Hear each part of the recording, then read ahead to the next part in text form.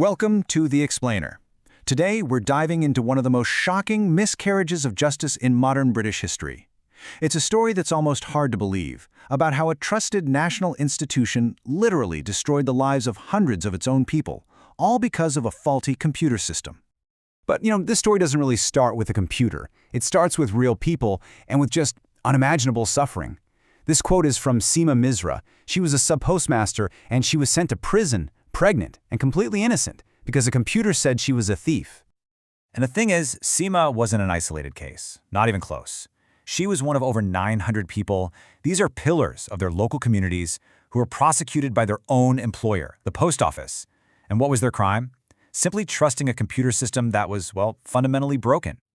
So, to really get your head around the scale of this, we have to look at the personal devastation here. People lost everything: their homes, their life savings, their reputations.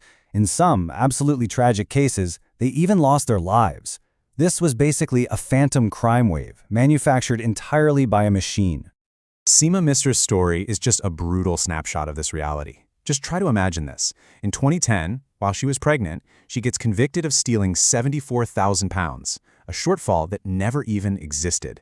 She was thrown in prison and ended up giving birth with an electronic tag on her ankle. It took more than a decade for her name to finally be cleared. A whole decade of living with that trauma. Okay, so what was the source of all these phantom thefts? Where did the money supposedly go? Well, the answer lies with a brand new, supposedly state-of-the-art computer system that was meant to be the future. It was this thing called the Horizon IT system, made by Fujitsu. The idea was to streamline all the accounting, but instead, it was just riddled with flaws. We're talking about bugs and errors that could literally create financial black holes in a post office's accounts overnight, making it look like huge sums of money had just vanished into thin air. So here's where it gets really, really ugly. Publicly, the post office was completely adamant. Their line was, "The system is robust, it's error-free. Any shortfalls? They had to be the fault of the subpostmasters." But behind closed doors, the reality was totally different. We now know from internal documents that both the Post Office and Fujitsu knew about serious bugs from the very beginning. They just chose not to tell anyone. And if you want to understand the kind of corporate culture we're talking about here, just look at this.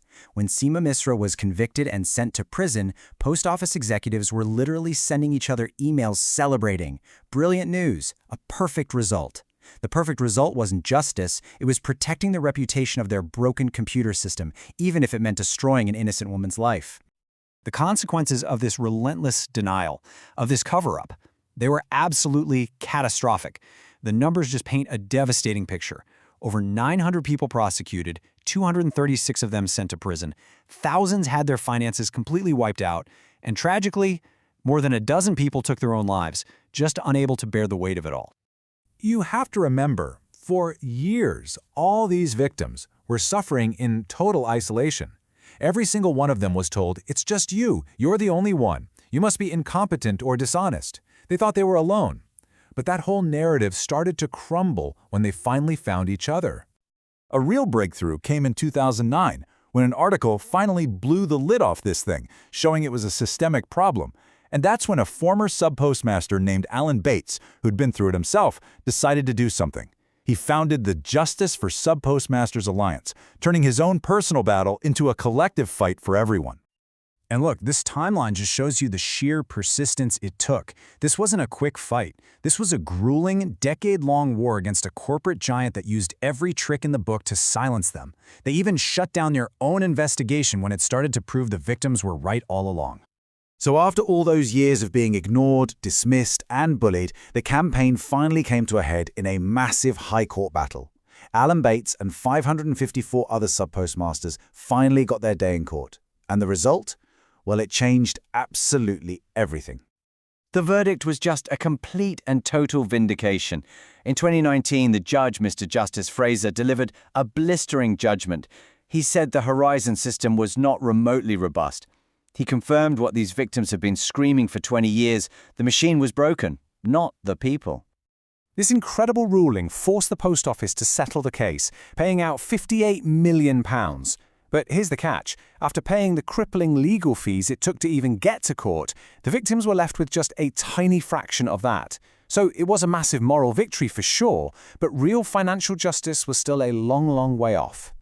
But what that court case did was open the floodgates. This is where the real reckoning began. Hundreds of wrongful convictions started to be overturned.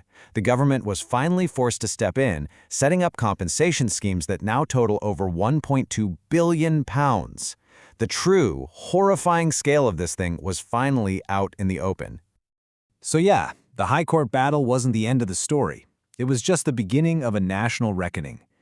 The Prime Minister himself eventually called it one of the greatest miscarriages of justice in the UK's history, and that led to some pretty extraordinary measures to try and fix this historic wrong.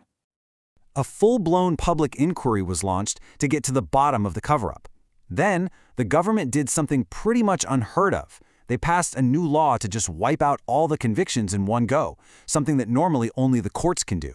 And on top of all that, there's now a criminal investigation looking into whether the executives who oversaw all this actually broke the law themselves.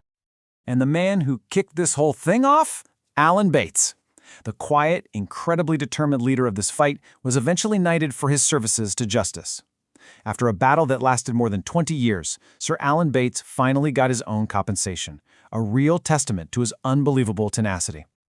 You know, this whole saga leaves us with a really unsettling question, especially for the world we live in now. We're constantly told to trust the data, trust the algorithm. But the post office scandal is this chilling reminder of what happens when that trust is betrayed and when powerful institutions care more about their reputation than about people. Because in the end, that's the real takeaway here. It's so easy to blame the technology, right? To say, oh, it was a computer glitch. But that's not the whole story.